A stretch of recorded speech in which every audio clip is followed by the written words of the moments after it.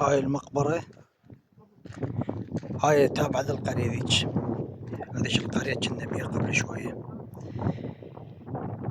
يعني هم قديمة تقريبا.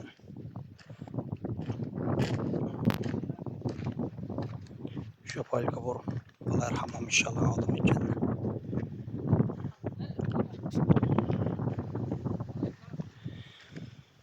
إلى رحمة الله،